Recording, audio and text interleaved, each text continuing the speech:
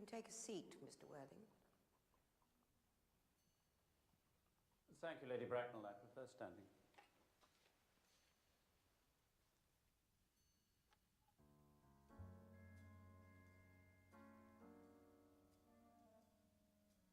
Do you smoke?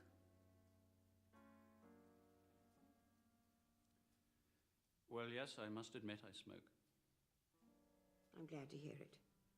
A man should always have an occupation of some kind. There are far too many idle men in London as it is. How old are you? 35. A very good age to be married at. I've always been of opinion that a man who desires to get married should know either everything or nothing. Which do you know? I know nothing, Lady Bracknell. I'm pleased to hear it. I do not approve of anything that tampers with natural ignorance. Ignorance is like a delicate, exotic fruit. Touch it, and the bloom is gone. The whole theory of modern education is radically unsound. Fortunately, in England, at any rate, education produces no effect whatsoever. If it did, it would prove a serious danger to the upper classes and probably lead to acts of violence in Grosvenor Square. What is your income? Between 7,000 and 8,000 a year. In land or in investments? In investments, chiefly. Well, that is satisfactory. I have a country house with some land, of course, attached to it. About 1,500 acres, I believe. You have a townhouse, I hope. A girl with a simple, unspoiled nature like Gwendolen could hardly be expected to reside in the country. Well, of course, I also own a house in Belgrave Square. Number? 149. The unfashionable side. I thought there was something.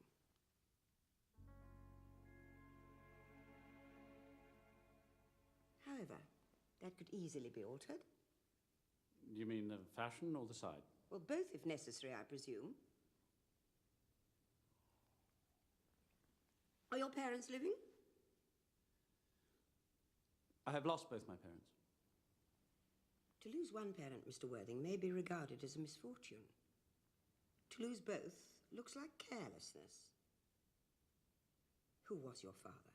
He was evidently a man of some wealth. I'm afraid I really don't know. The fact is, Lady Bracknell, I said I had lost my parents. It would be nearer the truth to say my parents seem to have lost me. I actually don't know who I am by birth. I was found. Found? The late Mr. Thomas Cardew, an old gentleman of a very charitable and kindly disposition, found me and gave me the name of Worthing because he happened to have a first-class ticket for Worthing in his pocket at the time. Worthing is a place in Sussex. It is a seaside resort. And where did this charitable gentleman with a first-class ticket for the seaside resort find you? In a handbag. A handbag? Yes, Lady Bracknell, I was in a handbag. Somewhat large, black, white, leather handbag with handles to it. An ordinary handbag, in fact. In what locality did this Mr. James or Thomas Cardew come across this ordinary handbag? In the cloakroom at Victoria Station. It was given him in mistake for his own. The cloakroom at Victoria Station? Yes, the Brighton line. The line is immaterial. Mr. Worthing, I confess I am somewhat bewildered by what you have just told me. To be born, or at any rate bred in a handbag, whether it has handles or not, seems to me to display a contempt for the ordinary decencies of family life, which remind one of the worst excesses of the French Revolution. And I presume you know what that unfortunate movement led to. May I ask you then what you would advise me to do? I need hardly say I would do anything in the world to ensure Gwendolen's happiness. I would strongly advise you, Mr. Worthing, to try and acquire some relations as soon as possible, and to make a definite effort to produce, at any rate, one parent of either sex before the season is quite over. Well, I don't see how I could possibly manage to do that. I can produce the handbag at any moment. It's in my storeroom at home. I really think that should satisfy you, Lady Bracknell. Me, sir? What is it to do with me?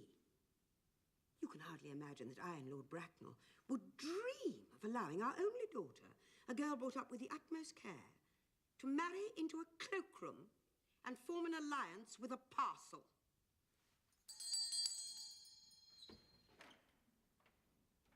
Good morning, Mr. Worthing. Good morning.